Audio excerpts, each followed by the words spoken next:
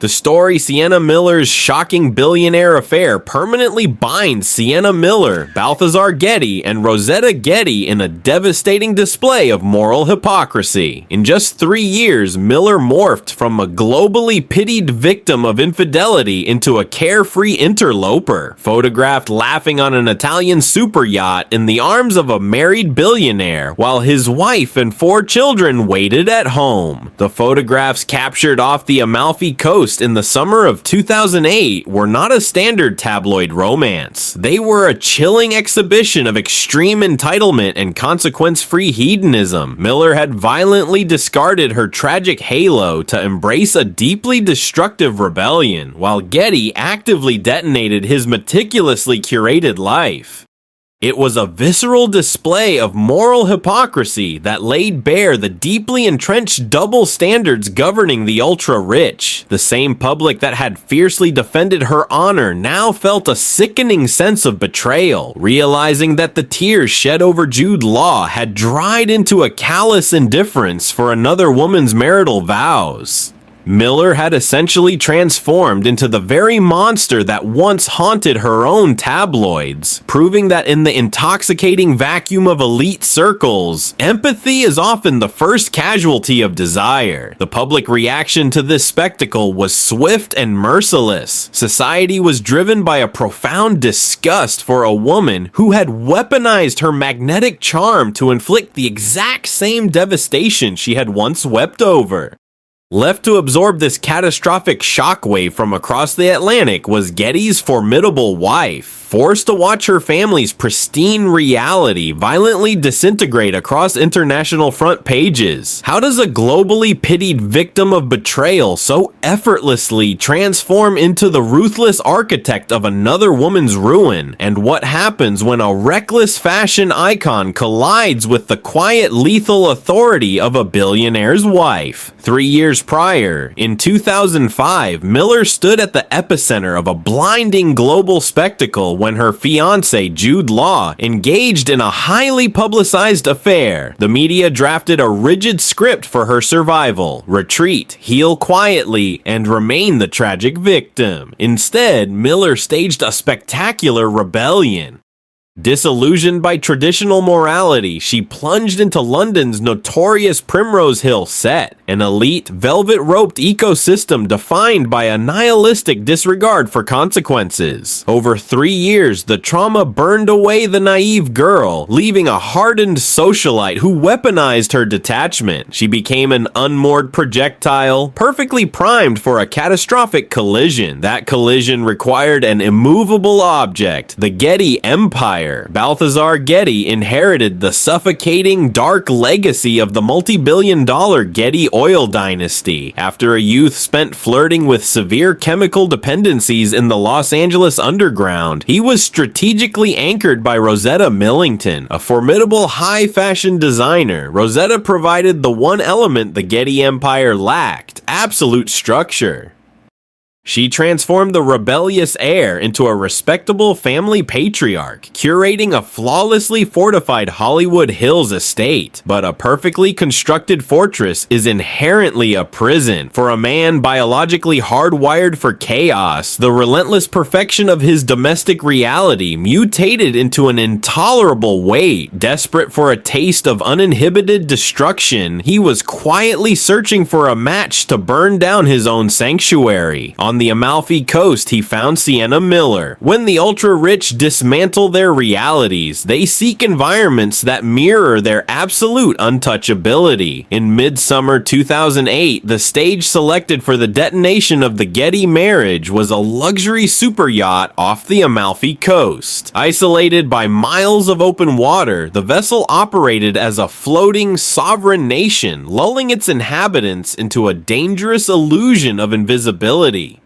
They believed the sheer scale of their wealth provided an impenetrable shield. It was onto this floating sanctuary that Balthazar Getty stepped, leaving behind the immaculate, heavily fortified domestic empire his wife, Rosetta, had meticulously constructed in the Hollywood Hills. Los Angeles represented structure and a pristine public image. The superyacht represented absolute chaotic release. Waiting for him in this sun-drenched vacuum was Sienna Miller. She had arrived on the Italian coast operating at the absolute peak of her powers as the reigning queen of the Primrose Hill set. She brought with her the electric, unapologetic energy of the London nightlife, a chaotic frequency that was entirely alien to the sterile perfection of the Getty estate.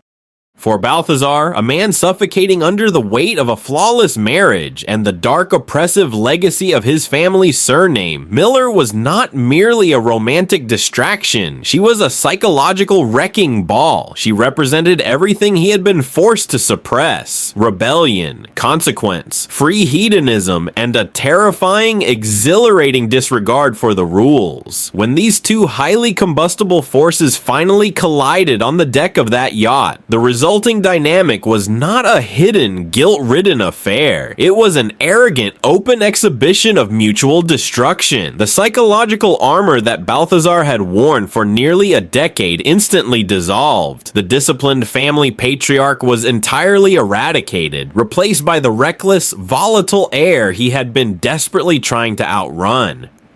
He surrendered completely to the chaotic gravity that Miller generated, willfully blinding himself to the catastrophic damage his actions would inevitably inflict upon the wife and 4 children he had left behind in California. However, the illusion of invisibility that a superyacht provides is precisely that, an illusion. The Mediterranean Sea in July is a fiercely monitored territory, hunted by the most ruthless sector of the global media apparatus. The paparazzi had evolved into a militarized operation, tracking maritime transponders and deploying military-grade telephoto lenses from small, unassuming fishing boats miles away. They were hunting for visual currency that could be monetized in the millions. The rumored convergence of the Getty oil heir and the notorious British It Girl was the ultimate bounty.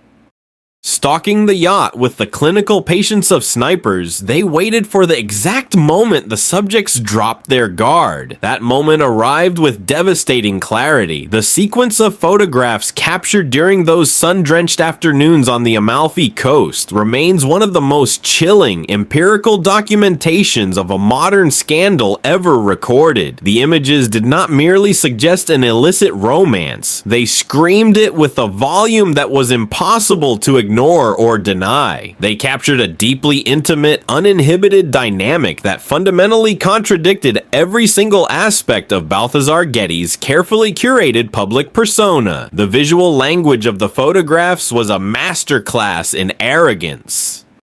In the most damning frames, Sienna Miller is seen having discarded the upper half of her swimwear, entirely unbothered by the exposure, wearing a playful captain's hat perched precariously on her head. She holds a glass of white wine, her head thrown back in a state of uproarious, uncontrollable laughter. She embodies a woman completely detached from the moral gravity of the situation. She is not hiding in the shadows of a VIP room. She is standing in the blinding Mediterranean sunlight, openly flaunting a conquest that belonged to another woman. Beside her, Balthazar Getty occupies the frame with a terrifying level of comfort. He is captured, pulling her into a tight, possessive embrace, kissing her shoulder, his face buried in her neck. The posture is not that of a man experiencing a brief, regrettable moment of weakness. It is the posture of a man who feels entirely entitled to the transgression. He looks relaxed, deeply entrenched in the intoxicating, consequence-free bubble of the yacht. There is no tension in his shoulders, no anxious glances toward the horizon, no awareness that the legacy of his family and the psychological safety of his 4 children are being systematically pulverized with every press of the photographer's shutter. The sheer, breathtaking hubris required to engage engage in such an exhibition is staggering. They were two of the most recognizable faces in the global entertainment ecosystem, operating on a massive yacht in a heavily trafficked luxury corridor, acting as if they were the only two humans left on Earth. They were performing their rebellion, entirely confident that their wealth, their status, and their elite insulation would protect them from the fallout. It was a display of profound narcissistic detachment from reality. For Sienna Miller, the photographs represented the ultimate fatal culmination of her Primrose Hill philosophy. She had spent the last 3 years actively proving to the world that she was no longer the tragic weeping victim of Jude Law's betrayal. By standing on that deck, laughing in the arms of a married billionaire, she was delivering the final, brutal statement of her transformation. She was demonstrating that she possessed the power to shatter a family, just as hers had been shattered. It was a twisted, deeply destructive reclamation of agency. She was no longer the collateral damage. She was the missile, but in her desperate attempt to outrun the humiliation of being the betrayed woman, she had willingly cast herself in the role of the villain, severely underestimating the sheer vitriolic fury the public reserves for a hypocrite. For Balthazar Getty, the images were an act of self-immolation. He was using the British actress as the explosive charge required to blow up the pristine, suffocating fortress of his own life. The photographs were undeniable proof that the respectable, disciplined family man Rosetta Getty had meticulously built was a complete fabrication. He was actively visually confirming the darkest suspicions about his character, proving that the chaotic, destructive DNA of the Getty lineage had merely been dormant, not eradicated. He was detonating his own carefully managed image, completely indifferent to the shrapnel that was about to tear through his family's Hollywood Hills estate. As the camera shutters clicked rapidly from the distant boats, capturing gigabytes of high-resolution betrayal, the subjects on the yacht remained blissfully unaware that their isolated sanctuary had been violently breached. The digital files were immediately transmitted via satellite links from the rolling waters of the Amalfi Coast directly to the editorial boardrooms of the most powerful tabloid syndicates in London, New York, and Los Angeles. Within the sterile, fluorescent-lit offices of the entertainment press, the arrival of the images triggered ruthless, calculated elation. Magazine editors recognized immediately that they were holding career-ending visual evidence. The photographs perfectly encapsulated a highly marketable narrative of greed, lust, and the spectacular moral failure of the ultra-rich, requiring no embellishment or anonymous sources. The editorial decisions were instantaneous, the standard news cycles were bypassed, and the printing presses were halted to accommodate the explosive new material. The impending detonation was meticulously prepared. The images were selected, cropped, and enhanced to maximize the visual impact of the betrayal. The headlines were drafted with a specific venomous intent designed to incite maximum public outrage and humiliate the subjects on a global scale. The layout artist positioned the photographs of the laughing, partially clothed actress locked in the embrace of the married billionaire alongside older archival images of a dignified Rosetta Getty standing with her 4 children. The deliberate juxtaposition was a form of psychological warfare designed to instantly weaponize the public's empathy for the betrayed wife while simultaneously stoking their fury toward the architect of the destruction. While the machinery of the global tabloid press prepared to unleash the scandal, the occupants of the luxury superyacht continued to drift through the warm Mediterranean waters, entirely ignorant of the fact that the clock had already run out. They poured another glass of wine, they adjusted their sunglasses, and they continued to operate under the fatal delusion that their wealth provided a permanent exemption from accountability. They were living inside a beautifully decorated floating ghost ship, entirely unaware that the reality they had left behind in the United States was about to be violently, irrevocably destroyed.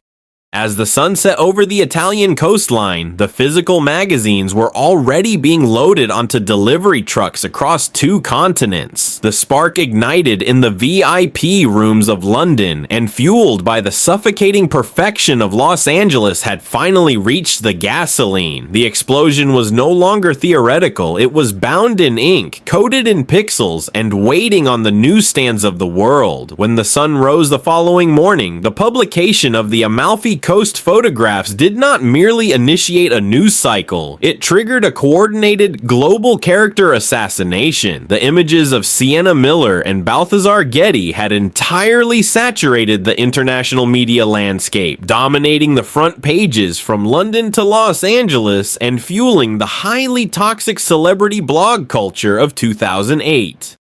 The subjects of the photographs were violently pulled from their floating delusion of invincibility and slammed directly into a wall of unprecedented societal outrage. The fury that erupted across the cultural landscape was not a standard reaction to celebrity infidelity. Hollywood is an ecosystem built upon the continuous, predictable fracturing of romantic alliances. The public is entirely accustomed to actors breaking their vows. However, the sheer vitriolic intensity of the hatred directed at Sienna Miller was rooted in a much deeper, more insidious psychological grievance. The global audience did not merely feel disappointed, they felt personally, profoundly betrayed. 3 years prior, when Miller was weeping over the destruction of her own engagement, the public had drafted a very specific moral contract with her. Society had offered her its collective sympathy, its fierce protection, and the elevated status of the ultimate wronged woman. In exchange, she was expected to maintain a posture of dignified victimhood by standing on the deck of that yacht and actively participating in the demolition of another woman's marriage. She had violently breached that unspoken contract. She had taken the public's sympathy and thrown it back in their faces. The audience realized with a sudden sickening clarity that the woman they had pitied was entirely capable of inflicting the exact same devastation she had once suffered. In the ruthless arithmetic of public opinion, there is no crime more unforgivable than hypocrisy. The masses can occasionally forgive a villain who has always been a villain, but they will relentlessly, mercilessly seek to destroy a perceived victim who morphs into an aggressor.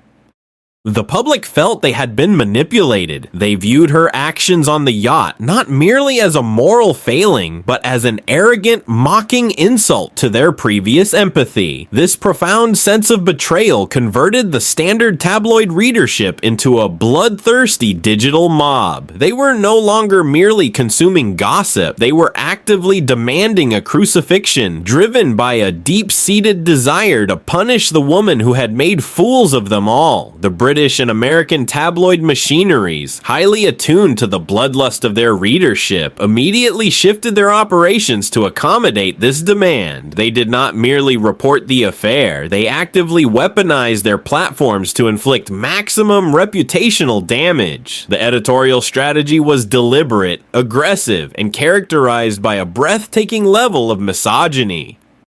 The press completely stripped Miller of her status as an acclaimed actress and a reigning fashion icon, reducing her to a series of degrading, highly venomous caricatures. The headlines screamed across the newsstands, utilizing bold, aggressive typography to brand her with monikers that were explicitly designed to humiliate. She was universally dubbed a ruthless homewrecker, a predator, and in the most vicious corners of the British press, labeled with explicitly derogatory variations of her own name. The media utilized language that intentionally stripped her of her humanity, framing her as a malevolent force of nature, a siren who had calculatingly steered a helpless, wealthy family man directly into the rocks. To maximize the psychological impact of this narrative, the tabloids engaged in a relentless campaign of visual juxtaposition. Layout editors meticulously curated the daily spreads, placing the most compromising, uninhibited photographs of Miller from the yacht directly beside older, highly sanitized archival images of Rosetta Getty. They deliberately selected photographs where Rosetta appeared dignified, elegant, and crucially, surrounded by her 4 young children. This was a calculated act of visual warfare. The media was not simply telling a story, they were forcing the public to participate in a non-consensual, highly toxic gladiator match between 2 women. They presented the innocent, devastated mother on one side and the laughing, hedonistic interloper on the other. This relentless side-by-side comparison was designed to stoke the flames of public outrage continuously.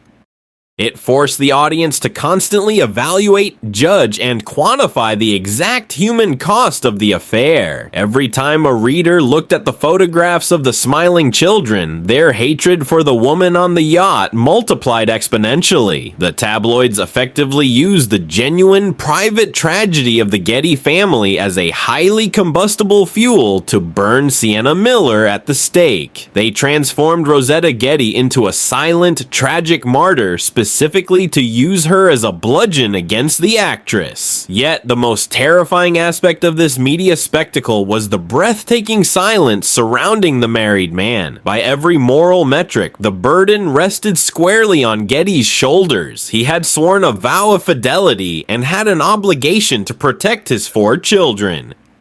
Despite this undeniable reality, the media apparatus granted him the ultimate luxury of the patriarchal establishment, absolute narrative passivity. The tabloids did not launch a global inquisition into his character flaws. They did not dedicate countless front pages to psychoanalyzing his motives, nor did the public demand his exile from the entertainment industry. Instead, the press subtly, effortlessly reframed the narrative to suggest that he had simply stumbled off the path. The language utilized to describe his role in the affair completely stripped him of his agency. He was not framed as a 40-something billionaire heir who made a conscious, deliberate decision to abandon his family and pursue a younger, highly famous actress. Rather, he was painted as a tragic, helpless victim of a powerful, intoxicating temptation.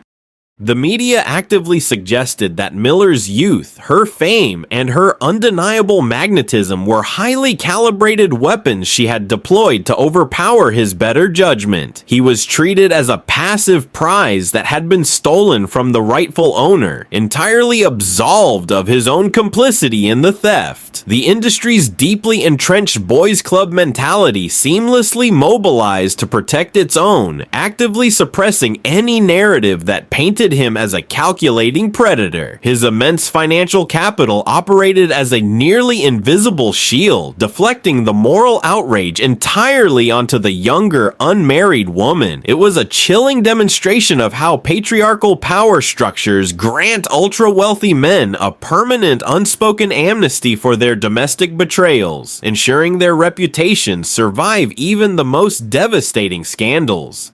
This staggering asymmetry in public outrage laid bare a deeply ingrained, structurally misogynistic bias governing the entertainment industry and society at large. The scandal proved, with empirical, undeniable clarity, that a woman's private moral failings dictate her absolute professional and societal worth, while a man's identical failings are viewed as an irrelevant, unfortunate footnote to his existence. The public was absolutely ravenous for the destruction of the female interloper, entirely willing to act as the moral police, while simultaneously offering a quiet, endless absolution to the male architect of the betrayal. Miller was forced to bleed out in the public square, absorbing 100% of the venom, while the man actively holding her in the photographs was shielded by an invisible, impenetrable fortress of male privilege.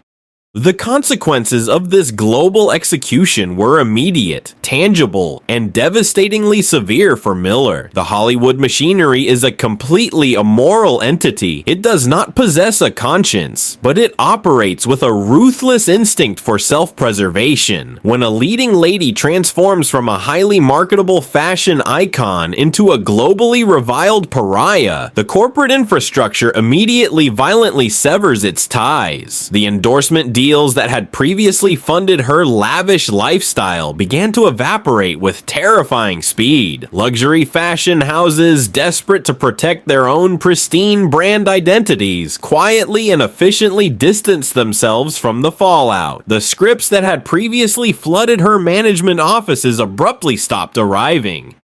Studio executives, analyzing the highly radioactive nature of her public image, recognized that casting her in a major production would alienate their core demographics. She was deemed entirely unviable as a financial investment. The industry effectively blacklisted her, not due to a lack of talent, but because she had become the most hated woman in the Western Hemisphere. The physical reality of her daily existence mutated into a grueling, high-stakes thriller. She could no longer step out of her front door without triggering a violent, manic feeding frenzy. The paparazzi, emboldened by the public's insatiable appetite for her destruction, escalated their tactics from aggressive surveillance to outright physical harassment. She was hunted through the streets of London and Los Angeles, surrounded by men screaming derogatory insults, desperately trying to provoke a reaction that could be sold to the highest bidder. She was entirely isolated, trapped in a state of suspended animation, forced to navigate a world that openly and aggressively despised her. The supreme irony of her situation was absolute and crushing. She had initially plunged into the dark, consequence-free vacuum of the Primrose Hill, set in a desperate, calculated attempt to outrun the humiliation of being the tragic victim. She had weaponized her apathy, determined to never again be the woman bleeding out for the public's amusement. Yet, by orchestrating her own rebellion on the deck of that Mediterranean yacht, she had not escape the victim narrative at all. She had merely succeeded in transforming herself into a different, far more agonizing type of casualty, the universally condemned villain. She had traded the suffocating pity of the masses for their absolute, unyielding hatred. She was left entirely alone on the digital stage, watching the ashes of her career scatter in the wind, while the billionaire she had burned it all down for prepared to retreat to the safety of the fortress she could never enter. The detonation of the Amalfi Coast photographs triggered an immediate, predictable frenzy within the entertainment industry. The standard Hollywood playbook for a scandal of this magnitude relies entirely on a relentless generation of noise. It demands frantic public relations maneuvering, tearful exclusive interviews, and carefully choreographed statements of profound heartbreak.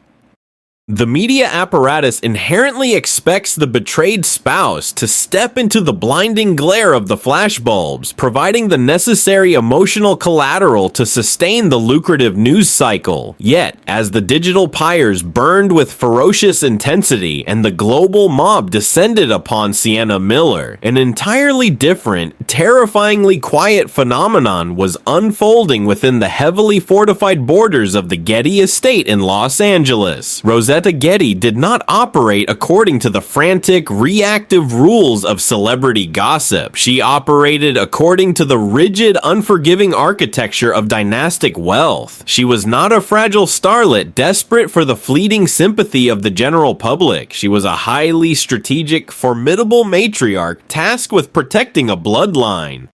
When the visual evidence of her husband entangled with a British actress on a luxury vessel reached her, she did not experience a standard, hysterical breakdown. She executed a masterclass in aristocratic crisis management. She recognized instantly that the photographs were not merely a personal insult or a standard marital transgression. They were a severe, radioactive threat to the structural integrity of her family, the safety of her children, and the dignity dignity of the empire she had helped stabilize. The response she orchestrated was not a tearful press conference designed to garner pity. It was a swift, clinical, and absolute tactical withdrawal. Before the tabloid helicopters could establish a permanent, noisy holding pattern over her Hollywood Hills mansion, Rosetta initiated a total evacuation of the premises.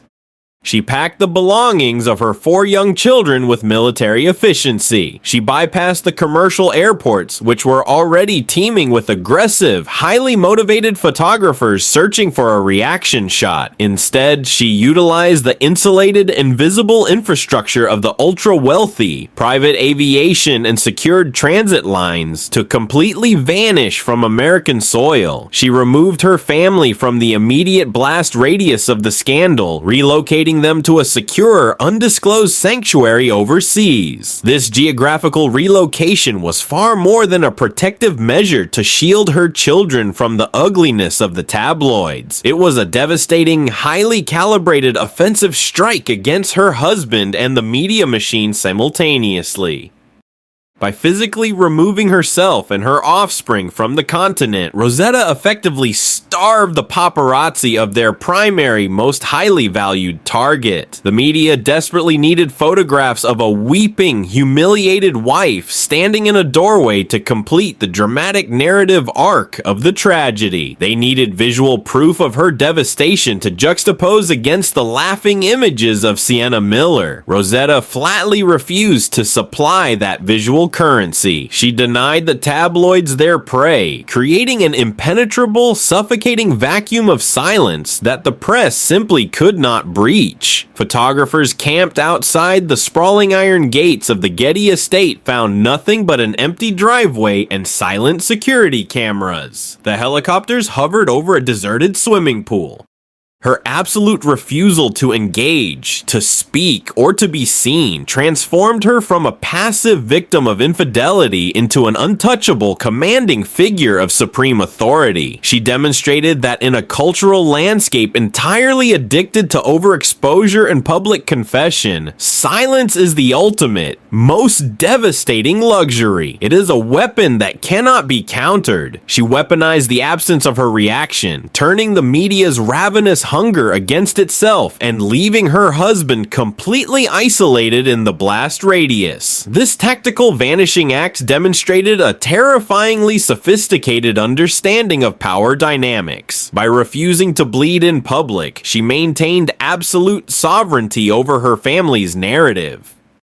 The billionaire heir was suddenly left without his most potent shield of respectability, forced to endure the global humiliation entirely exposed and remarkably alone. The psychological impact of this absolute silence upon Balthazar Getty was catastrophic. He had engaged in his Mediterranean rebellion under the fatal, arrogant delusion that the fortress waiting for him in Los Angeles was completely immutable. Operating under the specific hubris of a billionaire heir, he assumed his Mediterranean indulgence was temporary, fully expecting his wife to remain in her designated position and absorb the impending shockwave. Instead, he found the fortress entirely abandoned. The anchor he had relied upon for nearly a decade had been violently, surgically severed. The quiet, profound absence of his wife and children sent a chilling, inescapable message that cut cleanly through the intoxicating haze of the Italian affair. His actions had permanently altered the terms of his existence. The superyacht, previously a symbol of absolute freedom and rebellion, rapidly transformed into a claustrophobic floating prison. The realization dawned that he was no longer a man taking a brief vacation from his responsibilities. He was a man who had actively incinerated his own home and was now adrift with a woman who represented nothing but chaos. Furthermore, Rosetta's strategic withdrawal achieved a remarkable shift in the power dynamics of the extended family. The sprawling, immensely powerful Getty infrastructure possesses a deep historical aversion to vulgar public scandals. By maintaining a dignified, impenetrable silence, Rosetta perfectly aligned herself with the core values of the dynasty. The family recognized her response as the correct aristocratic maneuver. Consequently, they closed ranks around the mother of the heirs. The financial and social weight of the Getty empire shifted to protect her. Balthazar, the actual blood relative, was abruptly positioned on the outside of his own kingdom. He was geographically isolated, cut off from his primary emotional and logistical support systems, and left completely exposed to the elements. He was forced to navigate the blinding, hostile glare of the global media entirely alone. There were no highly paid family fixers rushing to draft his apologies, no wife standing silently by his side to lend him an air of tragic respectability.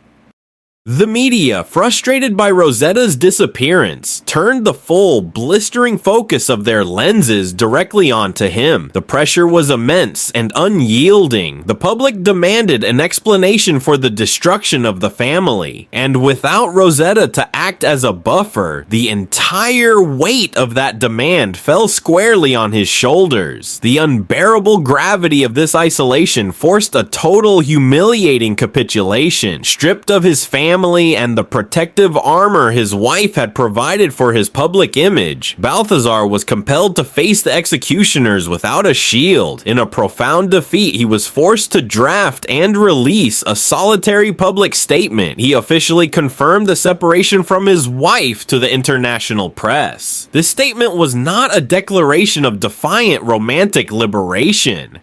It did not speak of a grand, unstoppable passion discovered on the Amalfi Coast. It was a cold, sterile admission of domestic failure. It was a press release drafted by a man who had suddenly, violently realized the astronomical cost of his summer indulgence. The arrogant, uninhibited figure captured laughing on the sun-drenched deck of the yacht was entirely gone, completely erased by the harsh realities of consequence. In his place stood a broken, isolated heir, desperately trying to salvage the rapidly burning remnants of his fractured dignity. He had to publicly admit that his marriage was over, a direct concession to the power of the woman who was currently ignoring his existence from an undisclosed location across the globe. The contrast between the two women at the center of the scandal was now stark, undeniable, and deeply revealing. Sienna Miller, the global fashion icon, was left scrambling desperately in the mud of the tabloid arena. Her reputation was shredded, her endorsement deals were vanishing, and she was forced to constantly dodge aggressive paparazzi on the streets of London. She appeared chaotic, frantic, and entirely consumed by the radioactive fallout of the affair. She had won the battle on the yacht, but she was losing the war of public survival in spectacular fashion. Conversely, Rosetta Getty existed in a state of elevated, untouchable grace. She had proven with chilling efficiency that true power does not scream for attention, nor does it debase itself in the public square. True power simply removes its presence and watches the offending parties destroy themselves in the vacuum.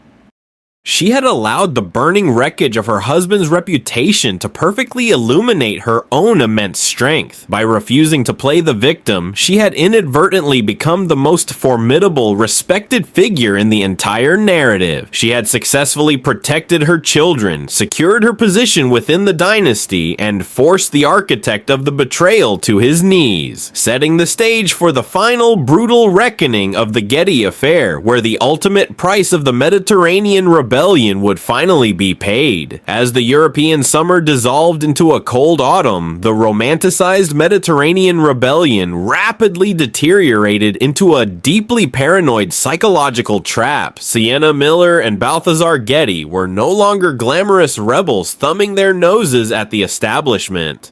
They were high-profile fugitives in a heavily monitored, globally syndicated exile. The sprawling deck of the superyacht was replaced by anonymous luxury hotel suites that functioned as claustrophobic panic rooms. The thrill of the romance curdled into a suffocating confinement. Every drawn curtain served as a reminder of their isolation, forcing them to stare at a bill they simply could not afford to pay. The friction of reality began to aggressively erode the fragile foundation of their connection. For Getty, the blinding adrenaline of the initial transgression entirely evaporated, replaced by the crushing, undeniable gravity of the empire he had abandoned. He was a man biologically and psychologically hardwired to require the structural anchor of his family. The absolute impenetrable silence from Rosetta was deafening. He was entirely cut off from the daily grounding rhythms of his 4 children, exiled from the sprawling Hollywood Hills estate that had historically shielded him from his own chaotic impulses, and deeply alienated from the formidable protective power structure of the Getty dynasty. He began to look at Miller not as a symbol of profound liberation or an escape from his aristocratic constraints, but as the living, breathing catalyst of his own absolute destruction. The chaotic, consequence-free energy that had initially drawn him to the British actress now felt reckless, exhausting, and inherently dangerous to his long-term survival. The cognitive dissonance of his situation became unbearable. He had burned down a multi-million-dollar flawless fortress for a fleeting, explosive spark, and he was now standing entirely exposed in the freezing winds of public opinion, staring at the ashes of his own hard-won respectability. The relationship quickly mutated into a toxic, highly pressurized containment zone, defined by mutual resentment, the relentless anxiety of paparazzi surveillance, and the unspoken, chilling realization that the cost of their summer indulgence was far too astronomical to actually pay. The surrender was absolute and profoundly humiliating. Less than a year after the photographs detonated across the global media landscape, the billionaire heir completely abandoned the rebellion. He recognized with the sobering, terrifying clarity of a man who has stared into the abyss of total societal and familial isolation that he simply could not survive without the rigorous architecture his wife had meticulously built for him. The retreat back to Los Angeles was not a triumphant return. It was a quiet, desperate crawl. He did not return as the arrogant, defiant aristocrat who had conquered the Mediterranean. He returned as a broken, deeply compromised, and publicly disgraced man begging for readmission into his own life. He was forced to approach the impenetrable wall of silence Rosetta had erected and plead for clemency, entirely aware that he possessed absolutely zero leverage in the negotiation. He had surrendered all his power, his dignity, and his moral high ground on the deck of that yacht. He was leaving his fate entirely in the hands of the woman he had publicly humiliated on a global scale. He was no longer the master of his own universe. He was a supplicant, entirely dependent on the grace of a matriarch he had profoundly underestimated. The decision Rosetta faced required cold, pragmatic calculation. Society expected her to banish him, finalize a venomous divorce, and claim a massive financial settlement as her righteous revenge. But Rosetta operated as the chief executive of a dynasty. To divorce Balthazar would permanently fracture the family structure, subject her children to a prolonged tabloid trauma, and divide the immense power of the Getty estate. Instead of seeking righteous revenge, she absorbed him back into the family unit, not as a conquering patriarch, but as a humbled, deeply indebted subordinate. The terms of his return were dictated entirely by her. By accepting him back, she was not exhibiting a fragile romantic weakness. She was establishing absolute control. She secured her children's future, maintained the prestigious facade of the empire, and neutralized the glamorous outsider with a quiet, lethal finality. She weathered the storm without shedding a single public tear, proving that true aristocratic power does not destroy its kingdom to punish a traitor. It simply forces the traitor to rebuild the walls. While the Getty fortress was quietly being reinforced in California, Sienna Miller was exiled to the cold periphery of the entertainment industry. Endorsement deals vanished, and prestigious scripts were routed to safer actresses. She bore the absolute entirety of the reputational weight for a sin committed by two willing participants. It took years of grueling work for her to meticulously rebuild her artistic credibility from the bottom of a crater she had helped dig, slowing down what was once a meteoric rise. Ultimately, the Amalfi Coast scandal left behind a chilling blueprint of modern power dynamics. It proved that in the court of public opinion, the reigning aristocrat will always secure a dignified return to his fortress. Meanwhile, the glamorous interloper is left to pay the absolute price of the illusion.